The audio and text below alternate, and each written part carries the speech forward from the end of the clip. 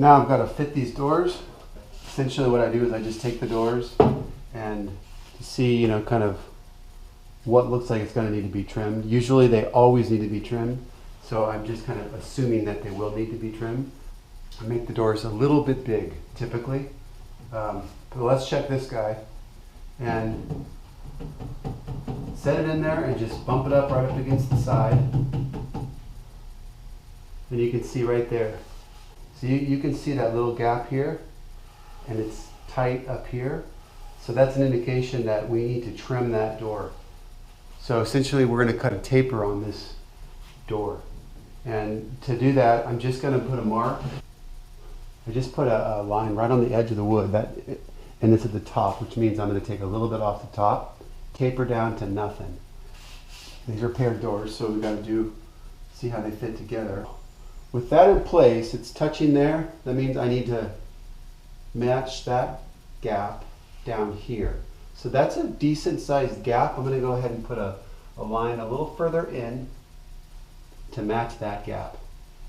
Essentially, I'm just eyeballing that gap and going to draw a line down there. And then this guy here, I can tell it needs to be trimmed.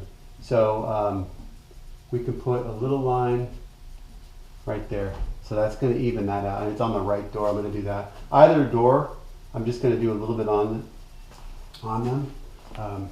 This guy here, I can take a pass on both of those guys just to make a little more room. So here I want to take an equal pass, so I'm going to put a line in the middle, but I find that doing it like this, to me, it's just easy for me to get it. The top looks good. Usually the tops are good because everything's parallel. It's when you have the vertical parts that sometimes can get a little messed up, or the door didn't quite get glued square. Who knows? But you can flip them around and see if they fit better the other way.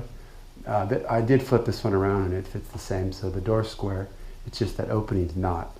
So now I can go to the other one. Oh, and one thing to do, put a number on them. Now we know that's 1, that's 2. Those are the tops because I'm writing on the top part of it. And that'll make it easy because once we take these things off, we don't know which door that's going to be for. Just imagine doing this process for inset kitchen cabinet doors. It takes forever. And this is why people charge so much for inset kitchen cabinets and or just any cabinets that are inset. It's just a process that has to be done, no matter if you buy them or make the doors. So now when you look at this cabinet door, you can see after I shift this over, it's touching at the bottom, goes up to a space at the top. So I need to equal that space. So that means that I need to sight down and remove the bottom just a little bit. And I'm going to choose to do it on the right door just to keep things simple. You can do it off either door. I'm going to put the line right there and note that door is number 4. Again, sight down and just make sure that line that you put on it is equal to the space. And this is something you'll probably, it'll take some time to learn, but after you do it for quite a while, it'll become second nature, as it is for me. Now, I want to make this door smaller on the left because I know this door will need to be made smaller so that all the gaps are equal.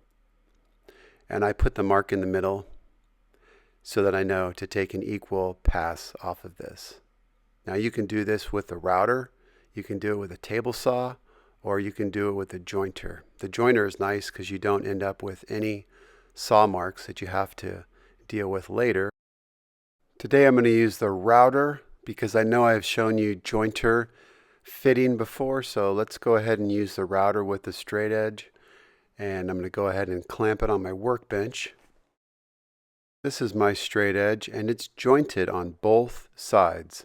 This is what I use for fitting my doors, especially on the job site. This part couldn't be simpler, but you just have to make sure that you put your straight edge directly on your line and make sure the other end is where it needs to be. So in this case, flush.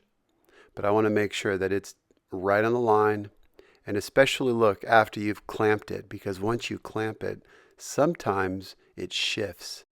Once you have it clamped down, you're ready to start. And I have my laminate trimmer with the flush trimming bit, top mounted bearing. And I just want to go right on my straight edge and carefully remove the material. And go slowly, it'll give you a better result. Now, this one is even on both sides. And again, both of these edges are good to use. So here you want to be very careful that you get even amount on both.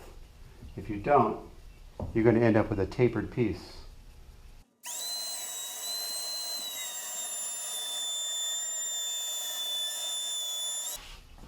Put it in here.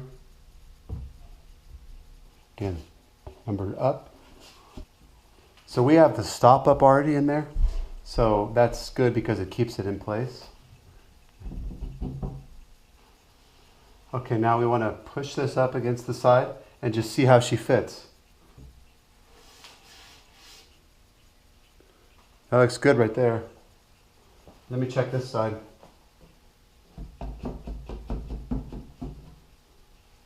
That's good. Now we can check the middle. So we'll put them together. So let me show you this one.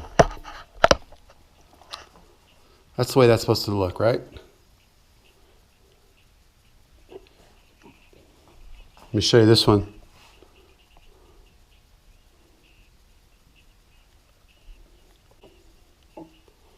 All right, now we want to look at this guy. Oh, that looks good right there. Nice. Perfect. Okay, so now what we want to do is just look at our spacing. So that spacing right there is really good. A little tighter. That's good. This one over here, you can see how it's bigger. So we want to tap this over.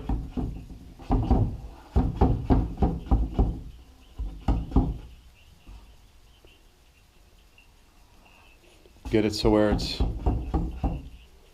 pretty good there. Now we can look at the middle one and see if that spacing is good. Okay, we're good right there. We don't need to touch anything. So those are going to be evened out nicely. Okay, so now we can fit this.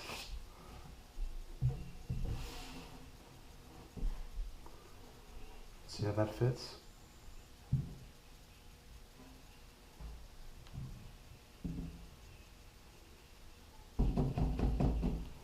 Touching.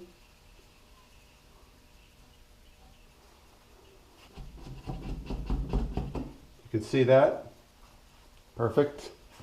This one on the left, we'll see about that one. Okay. See that's tight there? There's a little gap there. See that gap?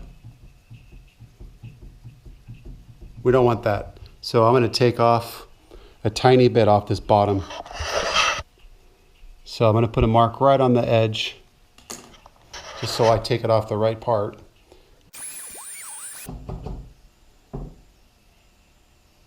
Okay. Get it really tight. Let's see what it looks like. Okay, so we're touching.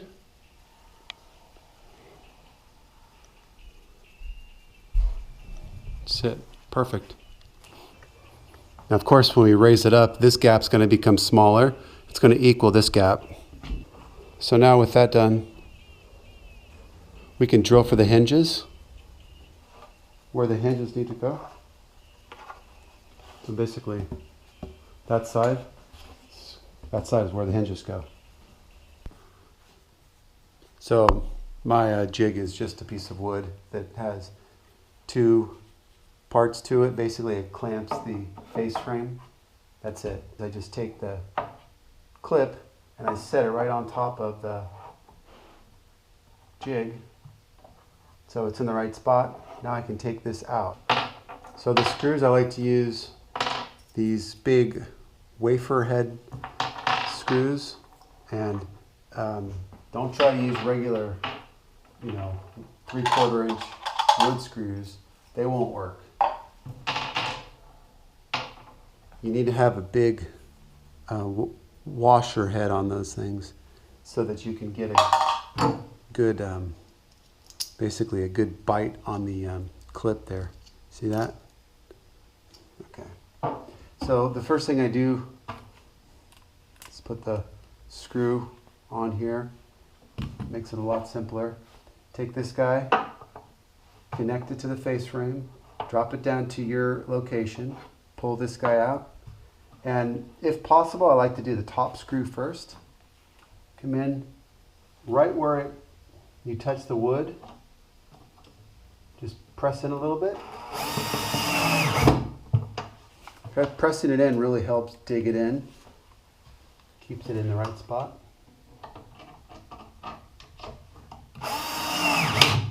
Okay. Top one. This is a little different with the stop on it already. You can't use this because it won't go up high enough. So you have to just put it on the edge of the face frame. Have the clip come up to it right where it hits it. You want to take it out. This one, you got to put the bottom screw in first, although I like to do the tops. It's a little harder. Okay.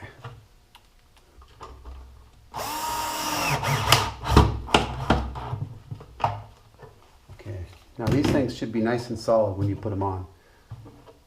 And make sure you register the face frame on that little lip there.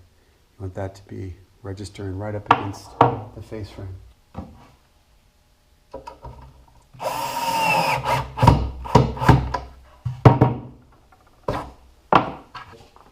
So engage the front, and it will engage the back. And then just clip that back guy in there nice and tight. You should hear a clicking sound. If you don't, it's not seated properly. I like to do the top first.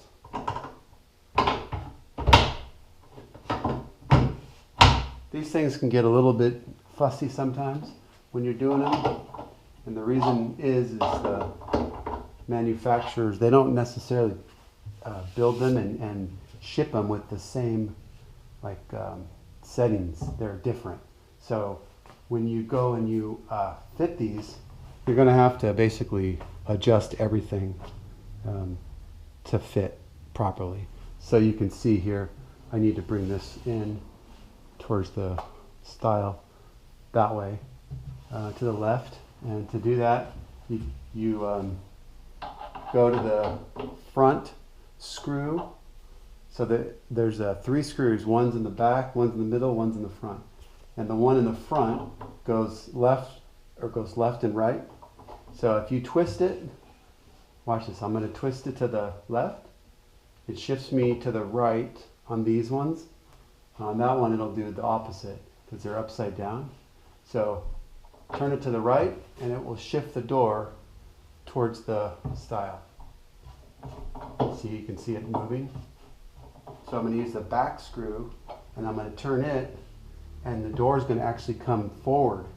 The whole door is going to come forward or back, depending on which way I turn it.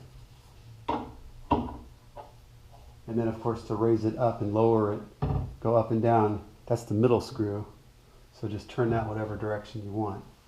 Kind of let that sit right there, and then we'll bring this one over, and you can tell right away because it doesn't even shut that the thing needs to be brought down. So I'm going to use this center screw.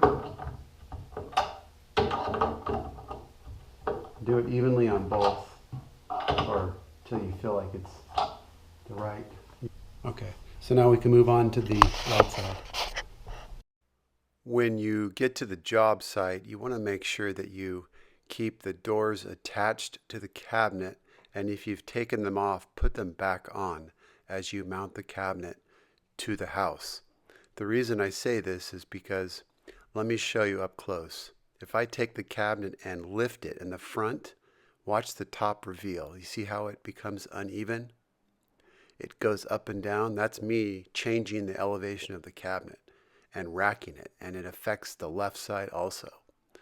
Even if this cabinet is racked by 1/8 of an inch, it changes the fit. Thanks for watching.